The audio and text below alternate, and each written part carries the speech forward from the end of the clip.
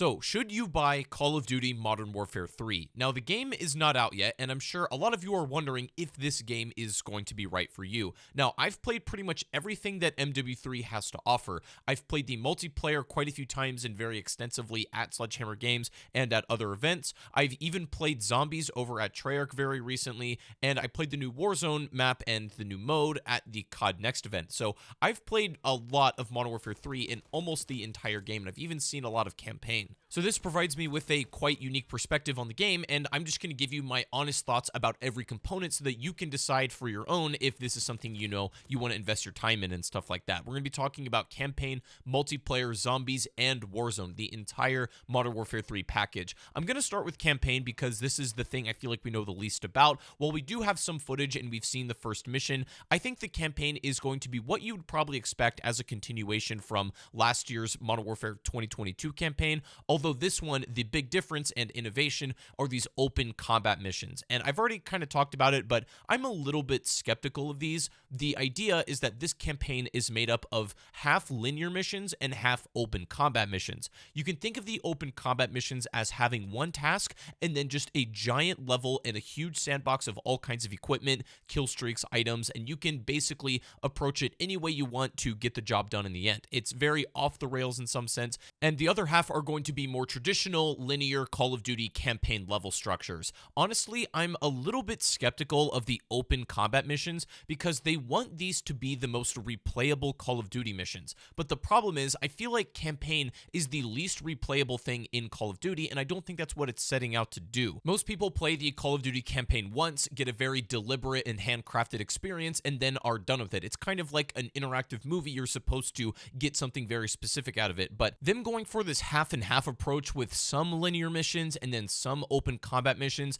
I think may be a little confusing and off-putting to players. Now, that's to say nothing of the story. I think, wrapping everything up with Makarov, it's got some interesting places it could go. That's not what I'm saying. I don't really want to approach narrative at all, but just from a gameplay perspective, I'm a little bit conflicted on how I feel about the structure. But again, I have the least amount of playtime with campaign compared to other stuff, so I can't really say for sure. At this point, I would just say that I'm cautiously optimistic about campaign. Of course, I'm going to play it when it comes out, but if you're only buying the Modern Warfare 3 for the campaign, I would be very cautious if these open combat levels don't really seem to suit you. But if you want to experience the rest of the story, then I think it's going to be a safe bet. But let's move over to multiplayer because I have a lot more to talk about. So MP is really interesting in Modern Warfare 3. Now, we have all of the remastered 2009 MW2 maps all on disc at launch. So all 16 of them that were on disc in 2009 will be here for Modern Warfare 3.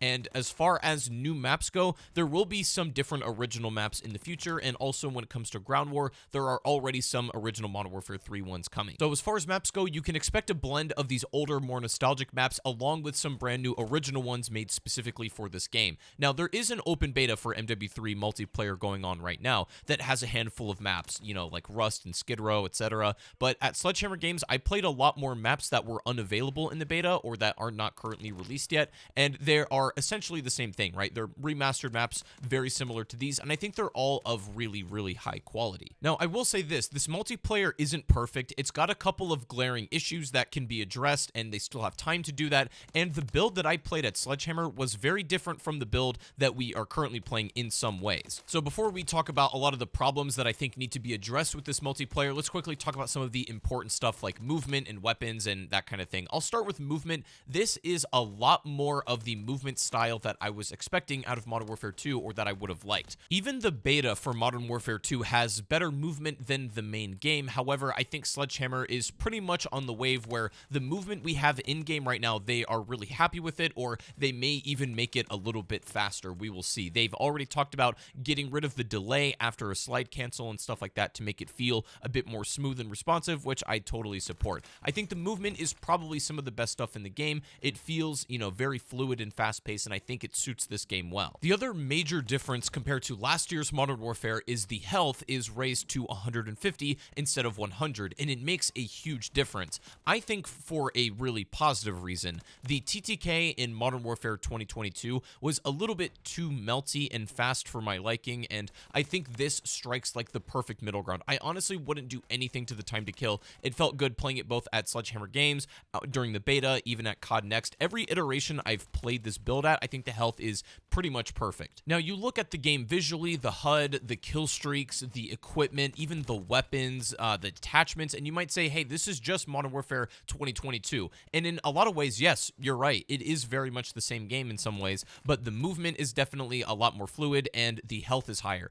Those are the two big key takeaways as being differences. The other thing is really the perk system. We no longer have to like wait for perks as the match goes on, which again was a system that I was willing to try, but even I will admit now it was not very good. You have gear in this game, and while it can be a little bit confusing figuring out what exactly does what, the gear system's a little bit runaround, but it's the perk system at the end of the day. It's not as complicated as it looks. Also, a huge positive I want to mention is that Sledgehammer is very receptive to community feedback, so much so that during the beta, Battle Rage was deemed to be broken and a nerf was out in literally a matter of hours. Not only that, but at Sledgehammer Games, the build that I played, if you've watched my reviews before, you know that I make a big deal about these kill pop-up animations, you know, the plus 100 text when you actually get a kill in multiplayer, and the way that looks and feels really can vary depending on how it's designed, and I think that really determines a lot of what makes a COD multiplayer fun, in my opinion. And the build I played at Sledgehammer, I did not like the kill pop-up animations at all. They were really small and thin, and you could barely see them, and I didn't like it whatsoever. And so I gave them direct feedback at Sledgehammer, and I complained about it. I said, hey, I think these should be a little bit more flashy and different, and for the beta, I was pleasantly surprised to see that now there are a lot more of these bigger yellow ones, and they look great. Like, they look fantastic. And so I'm not going to say that I, personally had a hand in this, but all I'm going to say is after I complained about it, it changed. So I was very happy to see that. But as far as stuff like attachments go and kill streaks, all that stuff, it's very much Modern Warfare 2022. So much so that the carry forward system will be present in MW3, meaning that attachments that you've unlocked for weapons that are compatible in this game, you will already have unlocked once you get MW3. So for a lot of weapons, you won't necessarily be starting on ground zero. You'll have a lot of stuff that you unlocked in MW2 already. The reverse will not be true. Like, you can't use MW3 attachments in Modern Warfare 2, so that's why it's carry forward, but you get the idea. And now that I've had a lot of time to consider it, I've been playing a bunch of different builds, either at Sledgehammer Games, at COD Next, or at home playing the beta,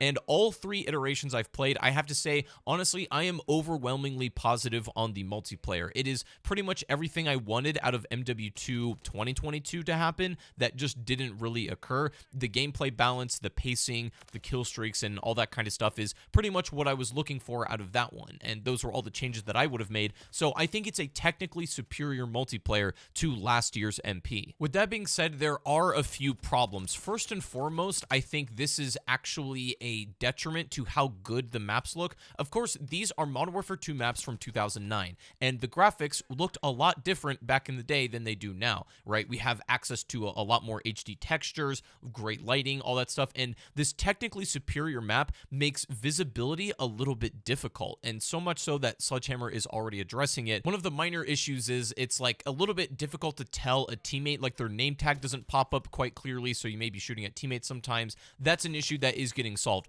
But more importantly, again, with how HD the maps are, player models can be really hard to spot, and visibility is quite poor in the current build. Now, the strange thing is that at Sledgehammer, when I originally played it, there was a system where if you were aiming at an enemy, it would completely outline their player model in like this red highlight. So you could see them very visibly when you were aiming at them and shooting them. So there was no ambiguity about who you were aiming at. I don't really know why they got rid of that system, because I think it made visibility awesome. That has been, I feel like, the #1 complaint so far is visibility match to match can be very poor. I forgot to mention earlier that the minimap works like it should. Again, red dots appear on the minimap when firing an unsuppressed weapon. Thank God. That's another fundamental change that I forgot to add on, as well as the ability to reload cancel, and those are all great things. But the problem with this stuff is, I've come to the conclusion, is that they're using the Modern Warfare 2022 gunsmith system for their weapons, when in reality, with these things,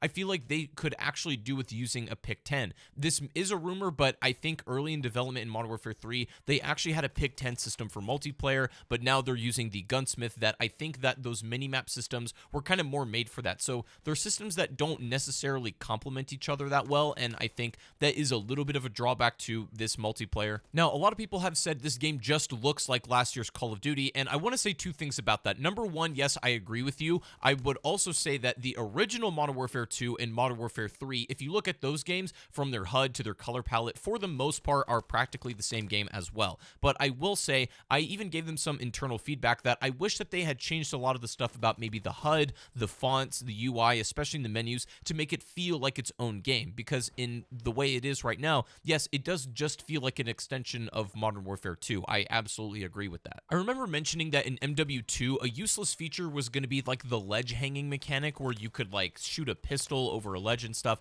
I just don't think practically game to game it was a very useful feature. And similarly, in Modern Warfare 3, we have this thing called tac stance, which is basically a cross between hip firing and aiming down the sights. And while it's a really neat idea, I even complained about this at Sledgehammer Games the first time I played it. I think it's an awesome idea and I think it would be practical, but the problem is its implementation is very sloppy. So you have to have really weird inputs in order to initiate tac stance. You have to be like aiming down sights and then press down on the D-pad. It's just such an out of the way and clunky input. I think this, like, best case scenario, you are flipping back and forth between ADSing and tac stancing depending on where you are, and you can do these things very seamlessly. But it's like right now you kind of have to pick one or the other, and it's really situational, I think, when tac stance is best used. So while it's an awesome idea, I just don't think they implemented it quite as well as they could be. I talked to them at Sledgehammer about it. They said they were looking at different buttons in order to map it on, but I don't think they really found a solution. So unfortunately, I think tac stance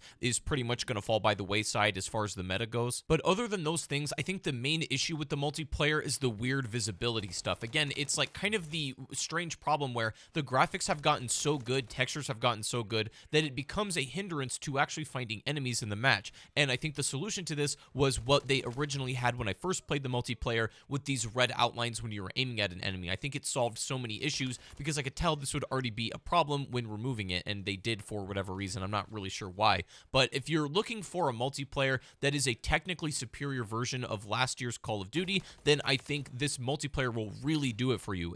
I'm having a ton of fun with it. Personally, I think it's the best multiplayer we've had in years. I've been unable to put it down. I've been kind of addicted to it again, which is a good feeling. The weapon selection's good, kill streaks are good, although most of them are from last year's Call of Duty. There's a few new streaks, but nothing, too crazy. It's largely the same thing. It's not the difference of Modern Warfare 2 original to MW3 and them completely like adding this new system of specialists and then support streaks and all that stuff. It's basically the same streak system of last year's Call of Duty. I will say, if you're looking for a multiplayer that is vastly different to last year's and maybe even vastly different to Modern Warfare 2019, I don't think this is going to be the one for you then. If you like a lot of elements from those but want something a bit more fluid, fast-paced, you want better movement, then this is really going to do it for you. And personally, this really works for me, but I know not everybody will feel the same way. Obviously, there's about a whole month before the full game comes out, and some pretty severe changes could still be made. But at the moment, I would suspect that this is going to be, for the most part, the product that we will get. And right now, I mean, obviously, it's going to evolve over time, but at the current moment, I am very, very positive on this multiplayer. I do think the MP is the strongest aspect of this game. And again, while it's not completely perfect, they've got a lot of time to address these things and sort things out. I think they have such a good baseline that the foundations are already intact. It might be worth getting for the multiplayer alone if it's something you feel like you're going to play a lot, because I've been playing the absolute hell out of it. However, let's talk about zombies, because I unfortunately am significantly a lot less positive on zombies at the moment, and I'll explain why. So let me lay a couple things out really quick. Number one, yes, I did play zombies at Treyarch. I was able to play one game, and no, this is not my personal footage. After we played, we were given some footage to use that we could show off, but this was not what I personally recorded or experienced. However, I did play the game as it was, and I have some opinions on the situation.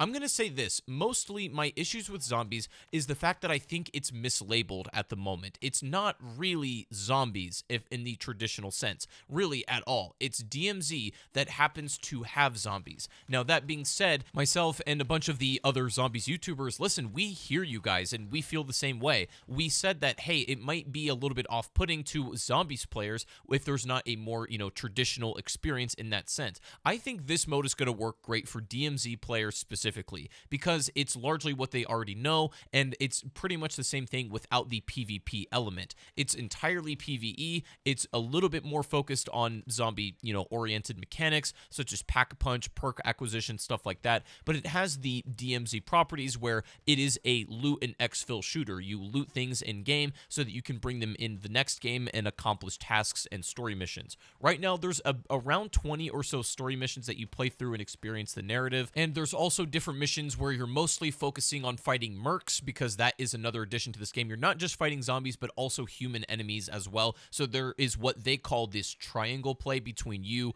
the mercs, and the zombies, which, could have some interesting properties, but we'll have to see. There are 9 total perks in the game, and they are all of the ones from Cold War, but they've been simplified to some extent. You're not able to upgrade them out of game like you did with Ethereum crystals in Cold War. The Pack-a-Punch system works very similar to Cold War as well, where the tier that you can get upgraded is based on the level of threat zone you're in. So the outermost portion is the low threat zone. You can upgrade to tier 1. The medium threat zone, you can upgrade to tier 2, and then the high threat, you can upgrade to tier 3, and so on. The other basic systems are also very similar to Cold War in terms of the wonder weapons, the field upgrades. Those are all from that previous game, and a lot of the enemies. So the Disciple is in the game, the Manglers, and other special enemy types like the Abomination. However, the Abomination is more of a bigger threat this time. It's about 3 times the size of the one in Forsaken, which is interesting. And there is also a proper boss fight already in the game at launch. That's a step up from where we were with Vanguard. I will just point that out. You can also choose to join other people's squads mid-game, so you come in with your teammates, but as you're,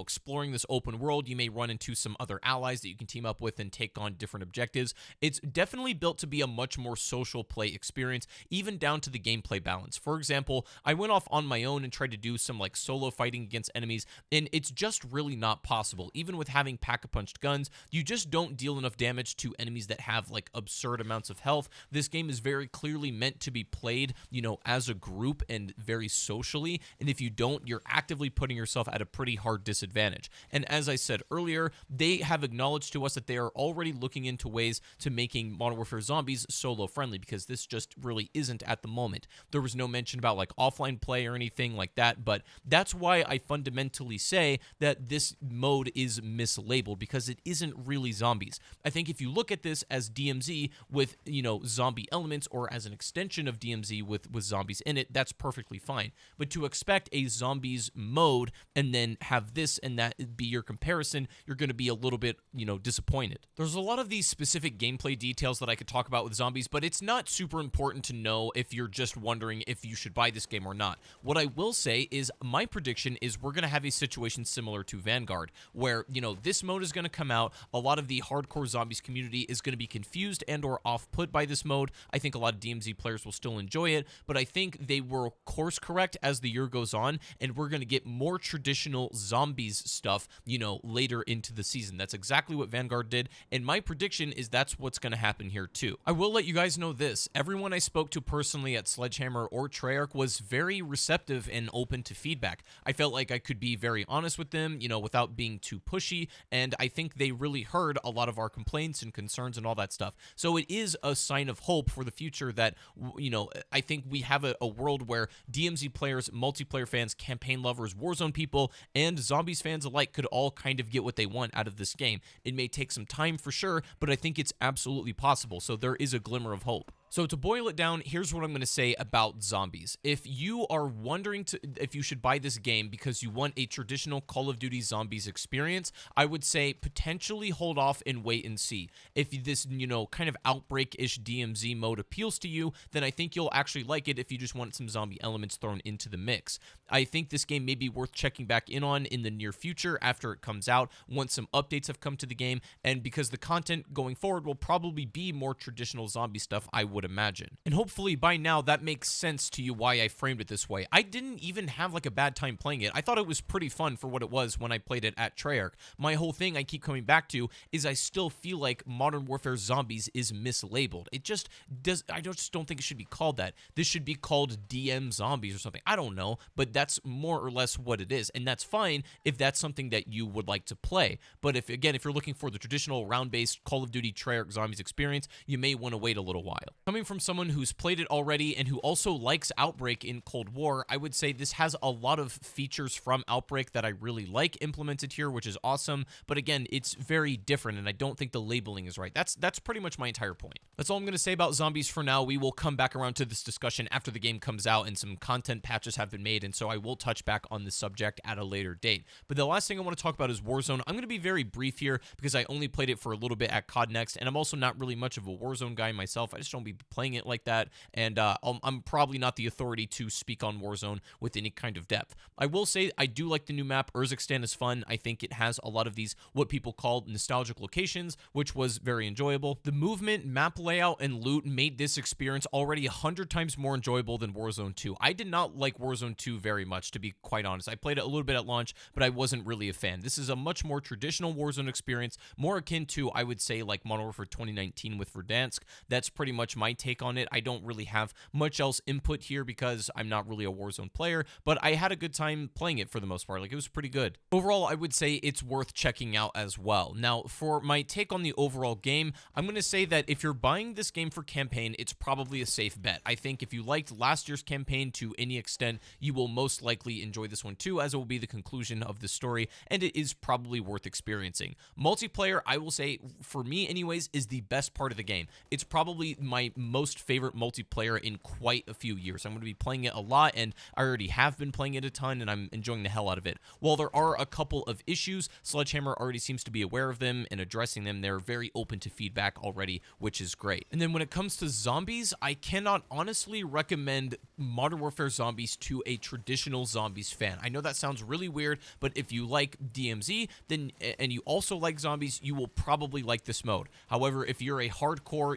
round-based enjoyer, I'm not exactly sure if this mode is going to be for you at the moment. Once again, check back in on the game later at a certain date, and I think there will be a lot more solo-friendly content and more traditional zombie stuff in the future. But again, expect DMZ that happens to have zombies mechanics in it. That is the best way to, have a frame of reference for what you're going to play. And then Warzone, again, I can't really speak on with too much depth, but I had fun, and that's pretty much all I can say. Before you go, make sure to subscribe. But this is going to be my take on Modern Warfare 3. I hope you guys enjoyed, and I will have a more, thorough examination of this game in the future. A couple months down the road, I'll do a full retrospective on this. But for now, I just wanted to give you guys my most thorough take on the game before it releases so that you can make your own decisions on whether or not you want to purchase it. I hope this was helpful, and if it was, make sure to let me know down below and leave a like on the video. But other than that, I'll see you guys in the next one. Take it easy. Peace out.